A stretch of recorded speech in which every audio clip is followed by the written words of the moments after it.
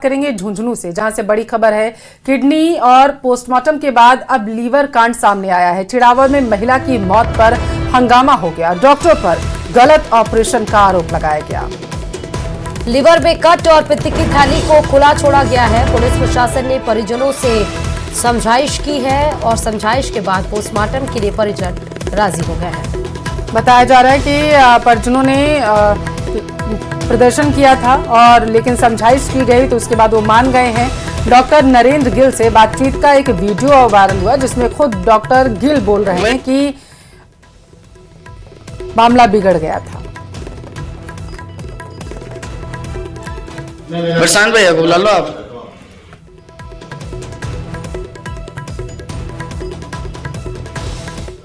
प्रशांत भैया को बुला लो आप इलाज करवा दो। कैसे भी आपके पास भर्ती करो, चाहे कुछ भी करो, आप इलाज करो, मेरे को दे दो, मैं संतोष हो गया। मेरे से तो जो हो सकता था मैंने किया और मेरे से नहीं हो सकता था इसलिए जयपुर भेजा। अब वो ही नहीं कर सकते तो बता मेरे कुछ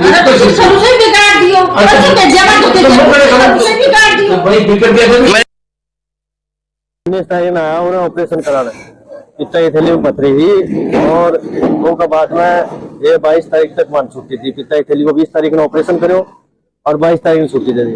फिर मैं वापस आकर 24 तारीख में आयो तो 24 तारीख में आयो तो आना बस खाली 2-3 गोली लिख के वापस बोला ले जाओ घरा। उसके बाद में 2 दिन बाद में फिर वापस आयो तो उस दिन आयो जो बोले मैं भर्ती करूँगा।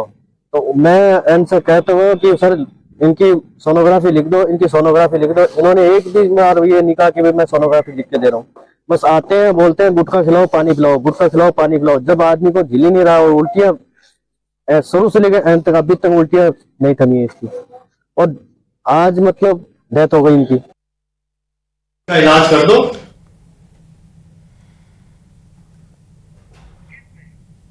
ज्यादा जानकारी के साथ संवाददाता कृष्ण इस खबर पर जुड़ चुके हैं। कृष्ण, क्या कुछ जानकारी है इस खबर के बारे में? चिड़ावा के जो निजी अस्पताल है उसके जो डॉक्टर नरेंद्र गिल हैं और जो प्रशांत गिल हैं उनके द्वारा ये सुल्ताना की जो छोटी बानो है उनका ऑपरेशन किया गया था और ऑपरेशन के बाद इनकी लगातार जो तबीयत बिगड़ रही थी। रात सुबह उनकी डेथ हो गई। डेथ के बाद परिजनों ने है वो अस्पताल में हंगामा किया और परिजनों ने आरोप लगाया कि लीवर में कट लगा दिया, जिसके बाद इनकी लगातार तबीयत बिगड़ती रही और उसी कारण उसकी मौत हुई है। पुलिस मौके पर पहुंची और परिजनों से समझाइश की और साथ ही आश्वासन दिया कि मेडिकल बोर्ड से जो मृतका है उनका पोस्टमार्टम करवाया जाएगा और जो तथ्य सामने आएंगे उन तथ्यों के हिसाब से विधि पूर्वक कार्रवाई की जाएगी। इसके बाद परिजन है वो पोस्टमार्टम के लिए राजी हुए हैं। जी बहुत शुक्रिया आपका जानकारी पहुंचाने के लिए।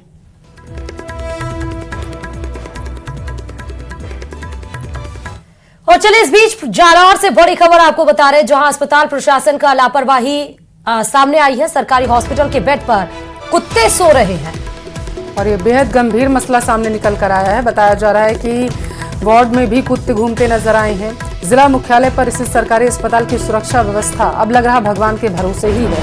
चिकित्सा विभाग के दावे यहाँ पर धूमिल और फेल होते हुए नजर आए। हॉस्पिटल के वार्ड में कुत्ते कभी भी कोई बड़ा हादसा कर सकते हैं। इंसानों के बेड पर भी डॉग्स सोते हुए नजर आए हैं। शॉन के वहां घूमने की तस्वीरें अब सोशल मीडिया पर भी वायरल हैं। तो जालौर से इस वक्त की ये बड़ी खबर आपके टेलीविजन स्क्रीन पर है। तस्वीरों में भी आप देख सकते हैं कि किस तरीके से जो शॉन है वो आराम फरमाते हुए उन बेड्स पर नजर आ रहे हैं जो अस्पताल में अमूमन मरीजों के लिए रखे जाते हैं। अब इन पर डॉग्स आराम फरमा रहे हैं। दूसरी तरफ वार्ड में भी और कैबिन्स में भी देखा गया कि जो श्वान है वो चहलकदमी करते हुए नजर आए हैं। खतरा अब यहाँ पर इन्फेक्शन का तो बढ़ ही गया और इसके साथ साथ क्योंकि ये डॉग्स हैं तो ऐसे में कहीं ये किसी व्यक्ति को, मरीज को, तीमारदार को वहाँ पर काट ना लें, इसकी भी संभावनाएं बढ़ गई हैं। हालांकि सोशल मीडिया पर अब ये वीडियो वायरल है। देखना होगा कि अस्पताल प्रबंधन इस पूरे मामले पर कब संज्ञान लेता है और कब निंद्रा अवस्था से आखिर जागता है। अस्पताल की सुरक्षा भगवान भरोसे फिलहाल इन तस्वीरों से ये तो प्रतीत हो रहा है।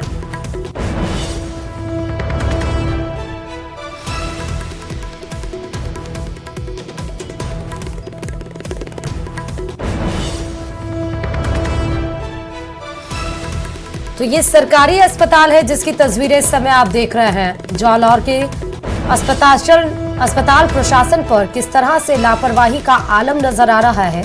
वो बेड पर सोए इन कुत्ते से नजर आ रहा है जो बेड मरीजों के लिए होते हैं, या फिर ये कह दें कि ऐसे तमाम सरकारी अस्पताल जहां मरीजों को बेड नहीं मुहैया कराए जाते हैं जिस वजह से उनकी तबीयत बिगड़ जाती है, वो बेड अब खाली पड़े हैं और उस पे आराम फरमा रहे हैं कुत्ते। और सिर्फ आराम ही नहीं, ओपीडी तक करते हुए चलते हुए टहलते हुए भी नजर आ रहे हैं।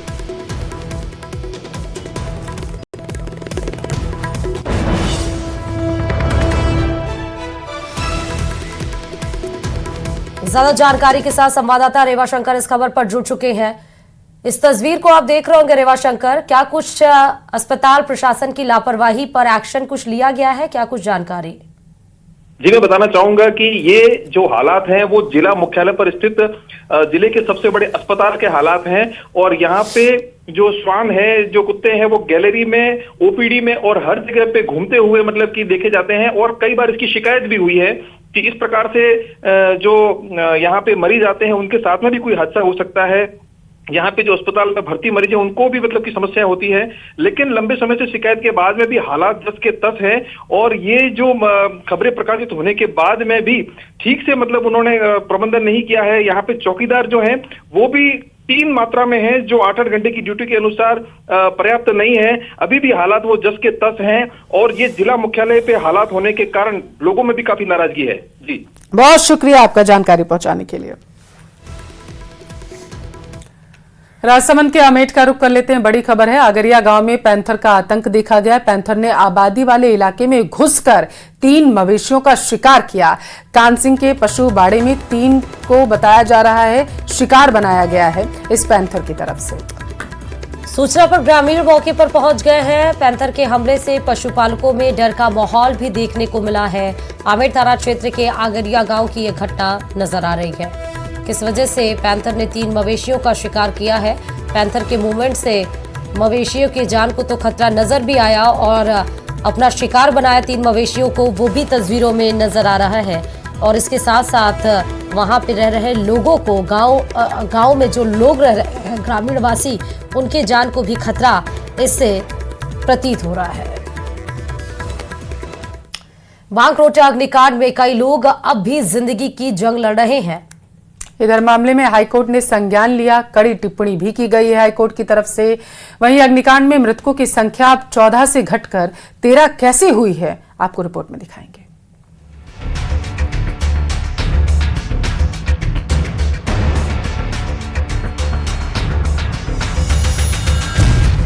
बांकरोटा अग्निकांड, हाई कोर्ट का संज्ञान।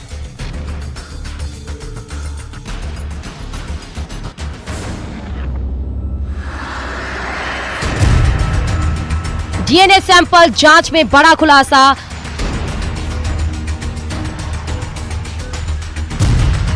जिंदगी की जंग लड़ रहे 23 लोग। बांकरोटा अग्निकांड में अब तक 13 लोगों की मौत हो चुकी। इससे पहले अग्निकांड में 14 की मौत होने की बात सामने आई थी, लेकिन जब मृतकों के सैंपल को डीएनए जांच के लिए भेजा गया तो उसमें खुलासा हुआ कि एक शव के 2 हिस्से होने के कारण 2 मृतक मान लिए गए थे।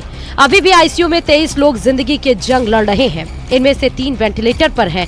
वहीं डीएनए जांच में 2 की शिनाख्त हुई, जिसमें रिटायर्ड आईएएस करणी सिंह और यूपी निवासी संजय हैं।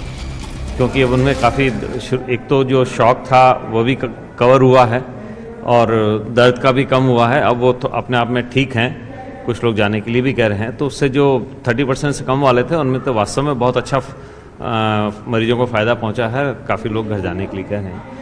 3 पेशेंट अभी वेंटिलेटर पे हैं, जो हमारे लिए भी एक चिंता का विषय है। कोशिश कर रहे हैं अगर उनके और अगर ये वेंटिलेटर से बाहर आ सकें, लेकिन उनका बर्न प्रतिशत अपन देखें तो किसी का 80% है, 90% है। हमें भी इसकी दुविधा है। वहीं आज रविवार को सांसद मंजू शर्मा और कलेक्टर जितेंद्र सोनी एसएमएस अस्पताल पहुंचे और मरीजों का हालचाल जाना। बहुत अच्छी व्यवस्था सरकार ने की हुई है और पूरा प्रशासन और पूरे डॉक्टर्स के, हॉस्पिटल के डॉक्टर्स, पेशेंट्स जो अंदर हैं उनकी तो पूरी व्यवस्था, देखभाल बहुत अच्छे से कर ही रहे हैं। हर डॉक्टर और हर पूरे स्टाफ के लोग हर एक व्यक्ति को बचाने की कोशिश में लगा हुआ है कि किसी भी तरीके से उनकी जान बच जाए, और सरकार पूरा उनके साथ है। प्रशासन ने पूरी उनके परिजनों के लिए भी रहने खाने की सबकी व्यवस्था कर रखी है, और पैसा भी सरकार ने दिया है। पर टोटल इनिशियली 32 पेशेंट आए थे। 32 पेशेंट में 8 पेशेंट को हम बचा नहीं पाए, जो कि हायर परसेंटेज ऑफ बर्न थे। और जैसा मैंने शुरू में ही बताया था कि 15 पेशेंट ऐसे हैं जो 50% से ऊपर हैं और काफ़ी डीप बर्न वाले हैं, तो वो सभी गंभीर हालत में ही हैं। अभी उनमें से 8 पेशेंट की डेथ हुई है और बाकी अभी हमारे पास 23 पेशेंट। सिरोही से बड़ी खबर है, शिकारी अवैध पिंजरा लगाकर जानवरों का खुलेआम यहां पर शिकार कर रहे हैं। पिंजरे में सेई जानवर आने से घायल हुआ है सेई। घायल अवस्था में स्थानीय लोगों ने वन विभाग को सूचना दे दी है। जंगलों में फंदा बनाकर जंगली जानवरों का अज्ञात लोग शिकार करते रहे हैं। वन विभाग की निगरानी नहीं होने से दिन ब दिन ऐसी वारदातें लगातार बढ़ती जा रही हैं और ये अब चिंता का सबब भी बनती जा रही है। तस्वीरें देखिए, यही वो बताया जा रहा है तार हैं जो वहां पर लगाए गए हैं और इन्हीं के जरिए लगातार जंगली जानवरों का शिकार किया जा रहा है। पिंजरा लगाकर अब तो शिकारी इन घटनाओं को अंजाम देने लगे, जिसकी वजह से अब वन विभाग की नींद उड़ी हुई है। अवैध पिंजरा लगाकर जानवरों का शिकार किया जा रहा है। ये तस्वीरें आपको दिखा रहे हैं। अवैध पिंजरा लगाकर किस तरह से जानवरों का शिकार किया जा रहा है और जिससे अब ये चिंता का विषय वन विभाग कर्मियों के लिए बनता हुआ नजर आ रहा है। खुलेआम जानवरों का शिकार धड़ल्ले से किया जा रहा है। सिरोही से बड़ी खबर है इस वक्त की, आपको दिखा रहे हैं, जहां पर एक अवैध पिंजरा लगाया गया और सही जानवर उसमें आकर फंस गया। और इधर लोकसभा स्पीकर ओम बिरला अपने संसदीय क्षेत्र कोटा बूंदी के दौरे पर रहे। रविवार को बिरला के कैंप कार्यालय पर जन सुनवाई के दौरान लोगों का हुजूम उमड़ पड़ा। बड़ी तादाद में बताया जा रहा है कि लोग बिरला के पास अपनी समस्याओं को लेकर पहुंचे थे। वहीं ओम बिरला ने लोगों की समस्याओं को भी सुनकर निस्तारण करने के लिए अधिकारियों को निर्देश दिए। अलग अलग सामाजिक संगठन के लोगों ने भी स्पीकर ओम बिरला से मुलाकात की और इस दौरान बिरला ने कहा है कि उनकी प्राथमिकता है लोगों के अभाव को सुनकर उनके निस्तारण जल्द से करना। अध्यक्ष ओम बिरला कोटा के दौरे पर है और फिलहाल जन सुनवाई कर रहे हैं कैंप कार्यालय पर। ये तस्वीर आप देख सकते हैं जहां पर बड़ी तादाद में कोटा और बूंदी के अलग अलग इलाकों से जो लोग हैं वो पहुंचे, अपनी अपनी समस्याओं के साथ पहुंचे।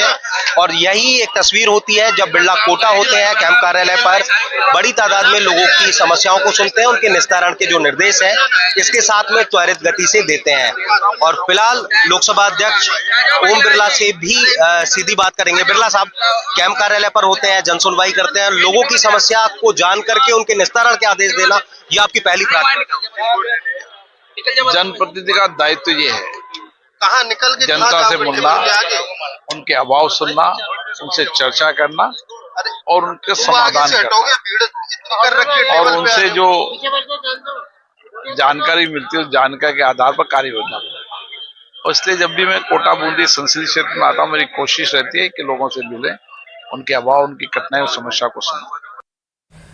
चिकित्सा मंत्री गजेंद्र सिंह खीमसर राज्य सरकार की तरफ से 55वीं जीएसटी काउंसिल बैठक में भाग लेने के लिए जैसलमेर पहुंचे थे, जिस पर उन्होंने कहा कि बैठक में सकारात्मक चर्चा हुई। केंद्र सरकार के फैसले से हम सहमत हैं।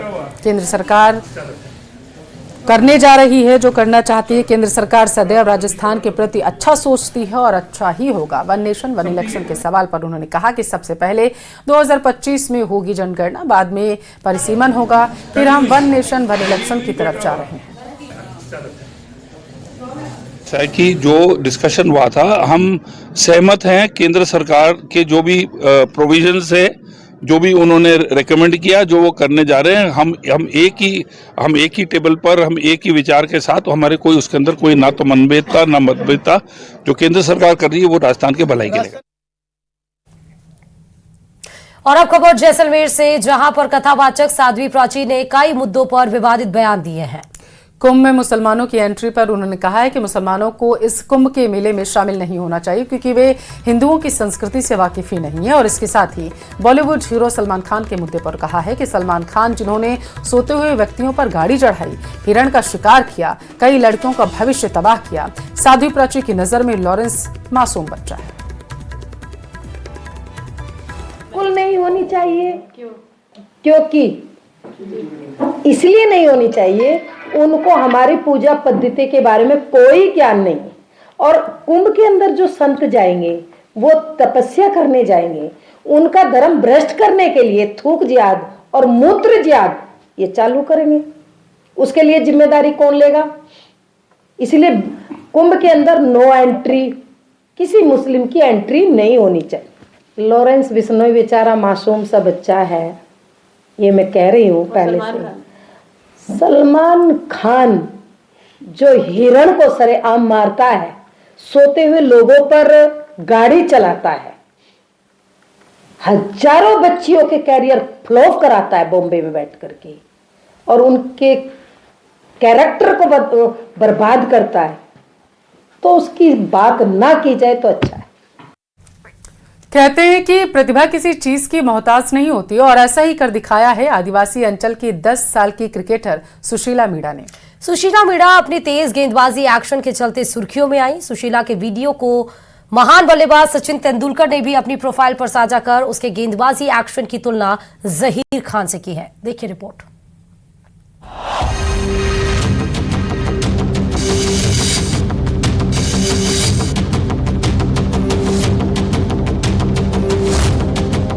हाँ सुशीला जी, कैसे हो? कैसी हो? अच्छा, अच्छी हो? अच्छा, आप बताओ, बहुत बधाई आपको, आप इतना अच्छा क्रिकेट खेल रहे हो। हाँ, आपको पता है आपकी बड़ाई की सचिन तेंदुलकर ने, पता है आपको? पता है क्या? हाँ, बड़े होके क्या बनना चाहते हो आप? क्रिकेटर। सुशीला नमस्कार, कैसी हो? हाँ, तुम्हारी हमने बॉलिंग देखी, पूरे देश को पसंद आई, बड़ी बढ़िया। ये एक्शन कहाँ से सीखा तुमने? सर से। बढ़िया सुशीला, तुम्हारा इंटरव्यू भी देखा, तुम्हारी बॉलिंग देखी हमने, बहुत बढ़िया। अच्छा ये बताओ, प्रतापगढ़ जिले के धरियावद उपखंड के छोटे से गांव से एक बार फिर क्रिकेट सनसनी उभर कर सामने आई है। पहले जहां धरियावद उपखंड की रेणुका पारगी अपनी बल्लेबाजी के चलते सुर्खियां बनी थी, वहीं अब रामेर तालाब की रहने वाली 10 साल की सुशीला मीणा ने बाएं हाथ की तेज गेंदबाजी से सोशल मीडिया पर तहलका मचा दिया है। 5वीं कक्षा में पढ़ने वाली इस होनहार छात्रा का वीडियो वायरल होने के बाद सचिन तेंदुलकर ने भी उनकी तारीफ की और उनके वीडियो को अपनी सोशल मीडिया प्रोफाइल पर साझा किया है। सुशीला की ये सफलता न केवल उनके परिवार बल्कि पूरे गांव के लिए गर्व का विषय बन गई है।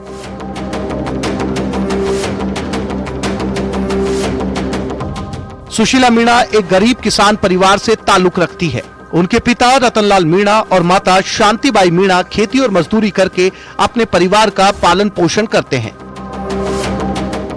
रामेर तालाब गांव, जिसमें लगभग 250 घर हैं, सुशीला का बचपन सामान्य जरूर था, लेकिन उनका सपना बड़ा था। पढ़ाई के बाद वो क्रिकेट के प्रति अपनी रुचि को समय देती हैं। उनके कोच ईश्वर लाल मीणा बताते हैं, सुशीला बचपन से ही तेज गेंदबाजी में गहरी रुचि रखती है। बिना किसी पेशेवर प्रशिक्षण के उन्होंने अपने प्रयासों से बाएं हाथ की गेंदबाजी में महारत हासिल की है। मैं मेरे देश का नाम रोशन करूँ और मेरे माता पिता का और मेरे गांव का, मेरी तहसील का और मेरे जिले का नाम रोशन करूँ और आगे बढ़ूं। मेरे गुरुजी ईश्वर जी। ईश्वर जी ने कितने टाइम से खेल रही हो? 3 साल। 3 साल से।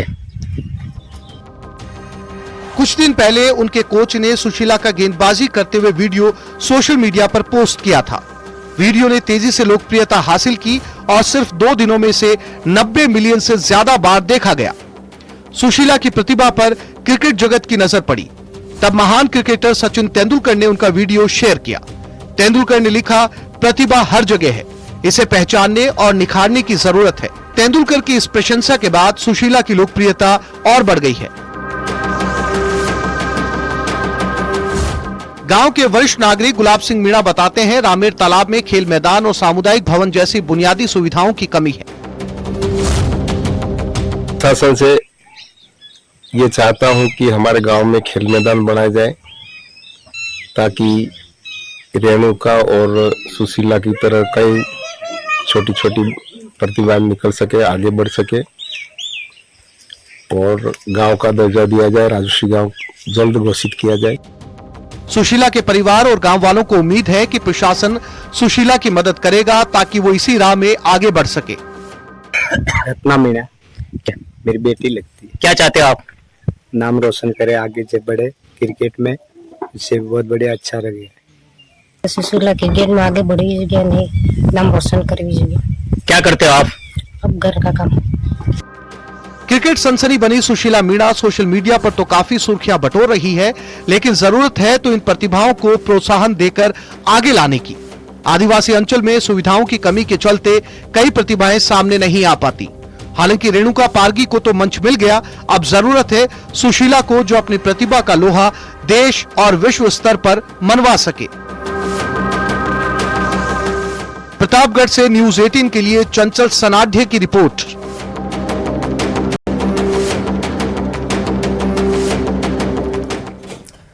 और चलिए खबरों में आगे बढ़ते हुए बताते चले जम्मू कश्मीर से खबर है, जहां के मुख्यमंत्री उमर अब्दुल्ला जैसलमेर से जोधपुर पहुंचे हैं, जहां उन्होंने मीडिया से बात की है। वन नेशन वन इलेक्शन को लेकर उन्होंने अपनी बात रखी। उन्होंने कहा कि one nation one election parliament के सामने है, पार्लियामेंट इस पर बहस करेगा। हमें तो डर बस इस बात का है कि रीजनल पार्टियों को कहीं खत्म करने की साजिश तो नहीं।